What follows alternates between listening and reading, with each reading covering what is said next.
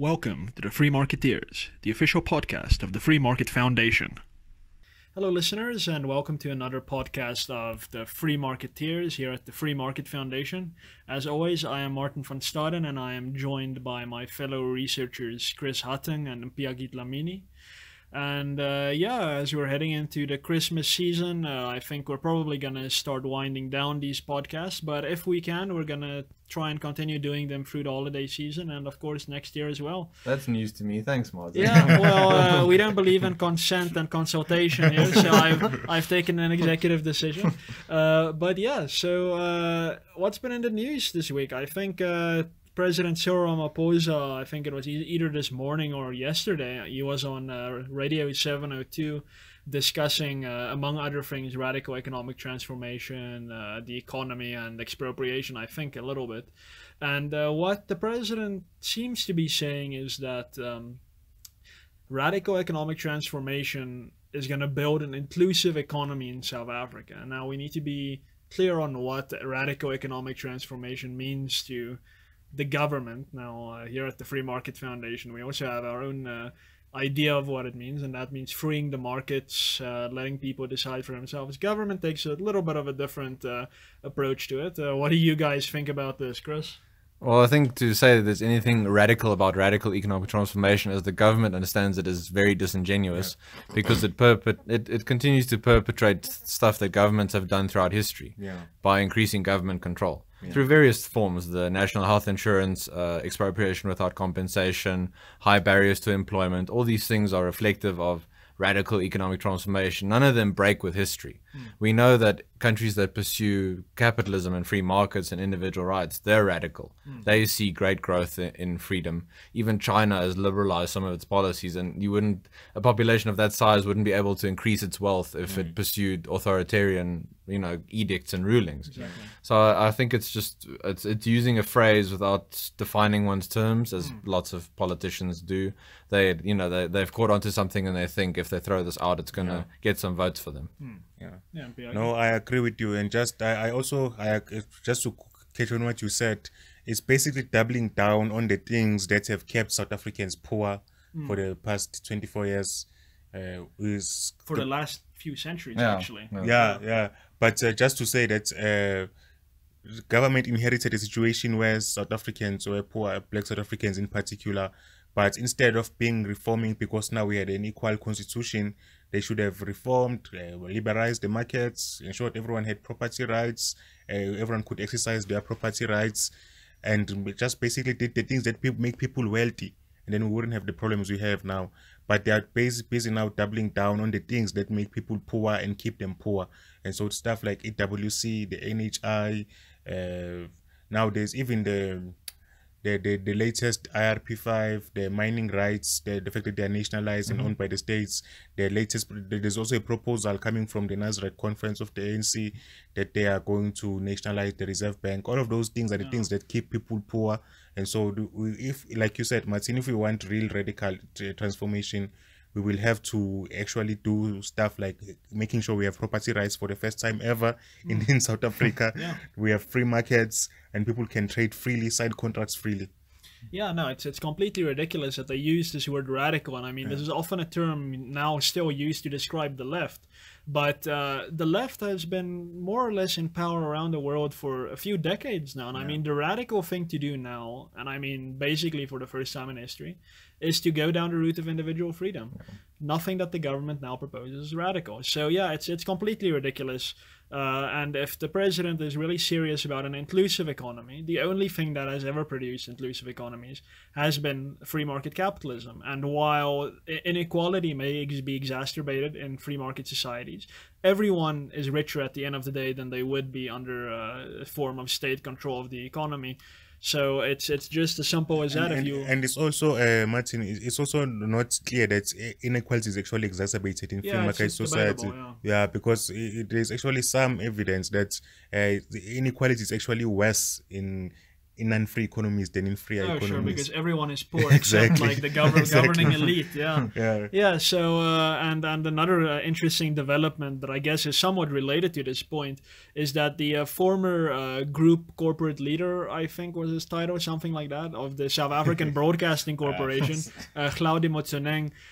He has started a new political party / movement or something called the African Content Movement.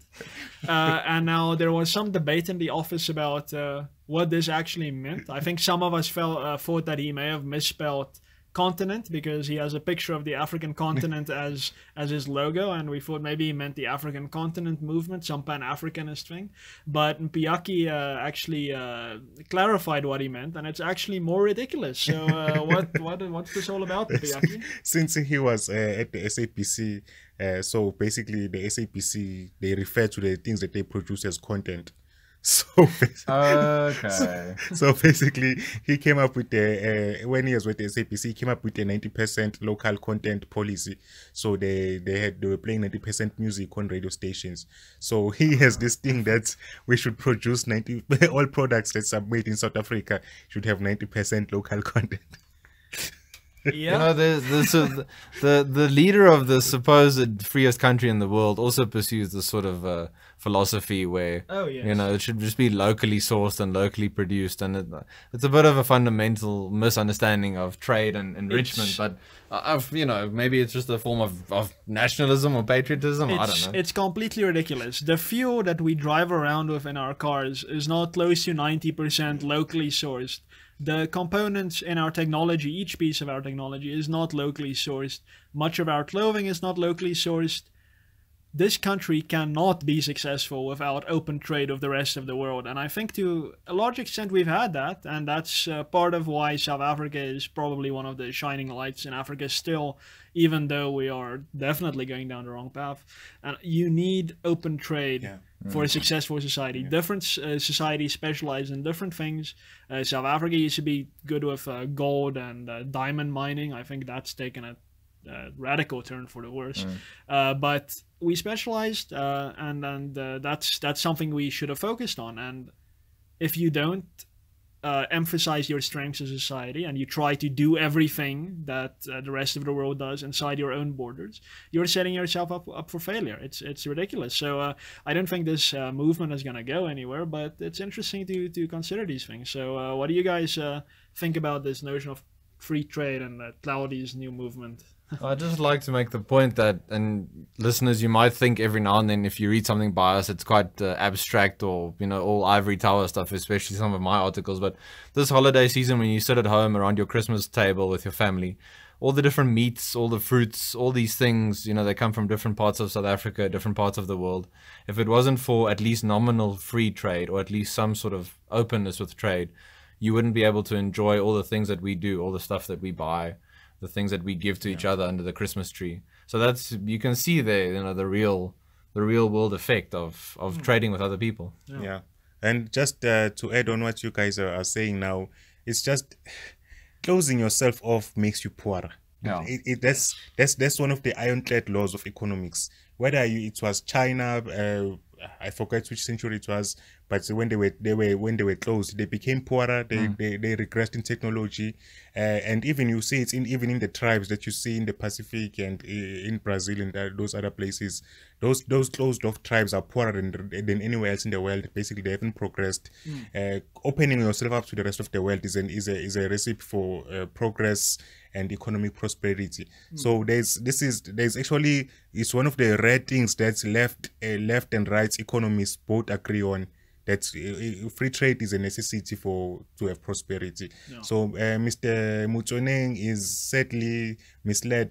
Coming from media, he might have taken the fictional country of Wakanda to heart from the Black Panther movie, but it doesn't work in the real world. Closing yourself off always makes you poorer. It's guaranteed. Yeah, no, it's completely ridiculous. But yeah, and another very ridiculous development, and I guess this is more for you legal egos out there, but Julius Malema, as the leader of the Economic Freedom Fighters, has been in court for, I believe, about a year now, after he encouraged... What's the latest thing? What is the latest thing that he's there for now? Oh no, it's the same thing. So basically, okay. yeah, he's been in court for a few things, but on this thing, it's about a year coming now, where he allegedly, or I guess it's quite clear, I don't know if he's been found guilty or not. He encouraged people to engage in land grabbing. Now this is did this in my hometown, Martin. Yeah, so this is private land grabbing. This is not expropriation without compensation, but basically telling people to go onto apparently to empty lots that are not being used and create houses and homes for themselves there, and that. From those proceedings, Mr. Malema has challenged the law that he's being charged under constitutionally. So this is the Riotous Assemblies Act. And what Malema is essentially saying is that this is an apartheid-era law that was passed by a racist government, and this is now being used to... So... His representative advocate Tembeka Ngatobi is basically making the argument that this is a violation of free speech in part, but also that the mere act of criminalizing land grabs is racist. Now, this is what the advocate has now told the court. It is racist to criminalize land grabs, i.e. trespassing, because the majority of occupiers are black. That is his argument. And I'm kind of left speechless at this, because the Riotous Assemblies Act is one of the few laws in South Africa that the Rule of Law Project at the Free Market Foundation has looked at and determined that it is actually good law. It is short, it is clear, and it says that you may not incite people to commit crimes. These things that you cannot do even in a classical liberal society. This is one of the few things that our previous regime seems to have gotten right. Now, they definitely, I believe, enforced it completely incorrectly. Right. But having this on the statute books is proper. And now it's being said that this is a racist law because the majority of land occupiers are black. Now, I don't know, Mpiyakhe, what do you make of this interesting argument? It's not being a lawyer or anything, but it's a funny argument to make. Imagine if you made that argument about anything else. Just imagine murder, or let's say you say, oh, for argument's sake, the majority of people who commit murder, let's say they just happen to be Indian or whatever. Yeah. And then you say, oh, it's racist to convict people of murder because most murderers are Indian. It's so nonsensical. Like in America, majority country white. I would say probably 95% of white-collar criminals in America are white. Yeah. So therefore, ergo, can you now go to the Supreme Court and say, we cannot criminalize white-collar crime in the United States because the majority of white-collar criminals are white, and therefore it is racist. Yeah. This law is thus unconstitutional. That is the argument that this advocate is now making on behalf of Julius Malema in court. I don't know what to say. Chris? Martin, is there any sort of precedent, or is there any way that this argument could be taken? I know for you, and I rarely hear you speechless. I know that's a contradiction in terms, but is there any way that someone could take this to its conclusion, or the fact that what do you think he's just grasping at straws? So in any ordinary society, I would say that he's grasping at straws. The judges are going to laugh at him. It's going to be nonsensical. But the fact that we're talking about this on this podcast means that I'm concerned, right? Because I have always had my doubts about the Constitutional Court, and those doubts are amplified every single day. And my feeling is that the Constitutional Court, as previously constituted, may accept this kind of argument. And that makes me very, very sad as a lawyer, but moreover as a South African who lives bound by Constitutional Court judgments. I just have this feeling in my bones that the Chief Justice, Mr. Mogoeng, might sit on that podium and say that this law is unconstitutional because the majority of its quote-unquote victims are of a specific race, and that would be seen as serious jurisprudence, and that would be a terrible day because that will undermine various pillars of our criminal justice system, which more or less is great, except for the aberration of apartheid that was built upon it, but that is now swept aside. So yeah, I'm concerned. I'm concerned. So, but yeah, in any ordinary society, this would just be a completely ridiculous argument to make in court. For me, it's just theft. It's the same thing as EWC. Land grabs is just private individuals engaging in their own expropriation without compensation, and it's just, for me, it's theft. I can't fathom that any civilized society would accept the theft of someone else's property. Never mind any other argument. Just put that you can't have people stealing each other's property. That's wrong. We should all accept this. And even if we say, oh, black people are poor and therefore they are the ones who need land more than anyone else, well, if we accept theft as a principle in our jurisprudence or whatever, then when they do get property, then their property won't be safe either. Exactly. Someone can come and steal it and then they'll stay poor. So this is one of the things that you need just to keep everyone, just to have a society. This is one of the basic things you need to have a society, to have property rights. I guess my biggest worry with this sort of thing is that it opens the door for need to be an argument for, moral obligation by government, because whoever happens to be in power can just claim that they need something. Yeah. And then, whoever gets sort of run over in the... But isn't, correct me if I'm wrong and if this link is tenuous or not, but isn't the rule of, one of the central parts of the rule of law, objective law, and that it's applied to all people? Yes. And, sort of regardless of your circumstances, if you violate someone else's rights, you'll suffer the consequences, and the government is supposed to protect our rights, that sort of thing. So this to me just seems as chipping away at that sort of, we have events every now and then talking about the rule of law and articles and that sort of thing, but this chips away at that sort of idea that the law should be applied equally to all South Africans. Yeah, so taking it from our classical liberal route, so there is, I don't know if I can call it a principle of classical liberal jurisprudence, but basically it goes like this. Stealing should always be against the law. Yeah. It's always, quote unquote, a crime. That does not mean that every instance of you engaging in stealing will be equally morally condemnable. If you are starving and you take someone's apple from a table somewhere, fine.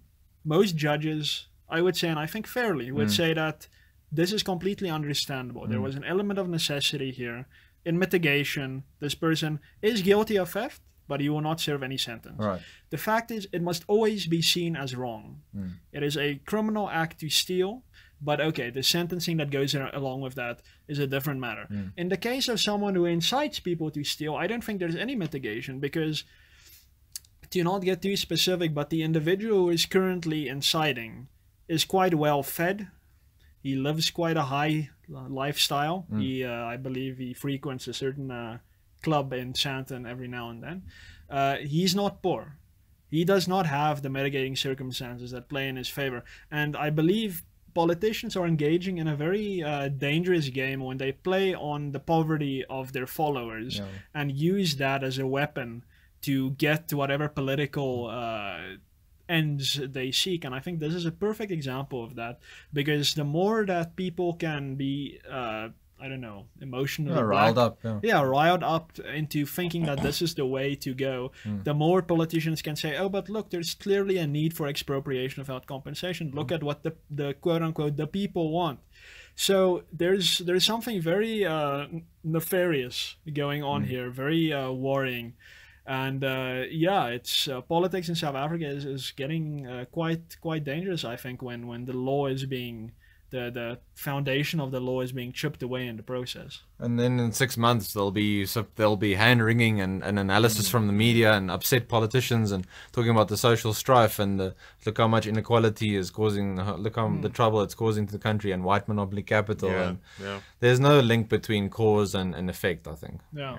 So just to reiterate one more time, is that when you can't allow politicians to use the poverty that we have in South Africa to do their politics on that, to play politics with it, because they are actually keeping people poor based on the policies that they have. Exactly. We know what policies work. The Free Market Foundation champions those policies. Some other organizations do also. So we should we should be telling them this is what the policy that we need, instead of you trying to pull the wool over our eyes. No, exactly. Yeah, you don't solve poverty with what is being suggested right now. Yeah. We have, I don't want to sound too arrogant by saying we have the answers, but we have done extensive research. We have various international indices that say property rights, title deeds, a free market, no red tape or very little red tape are the means to elevating people out of poverty. The people who are encouraging land grabs in South Africa are not saying we should get property rights, title deeds, and less bureaucracy. They want the exact opposite. So it's basically a self-fulfilling prophecy. Yeah. They're creating poor people, and they're using whatever rhetoric to just continue their cycle of creating more poor people. So it's quite worrying, but yeah, that's another week in South Africa for you, and we stand at your service to summarize, sometimes in the most doom and gloom way, for you what is going on in South Africa. But know that we at the Free Market Foundation will continue working towards fostering and promoting an open society based on the rule of law, personal liberty, press and economic freedom for everyone in South Africa, as we've done for the last 45 years. And yeah, as always, thank you for tuning in to this episode of the Free Marketeers. Please subscribe to our YouTube channel, which is the big red button just under this video. Follow us on Twitter, it's at FMF South Africa, and like us on Facebook, it is Free Market Foundation South Africa, or in the URL facebook.com/FMFSA. Thanks, and you can hear more from us next week.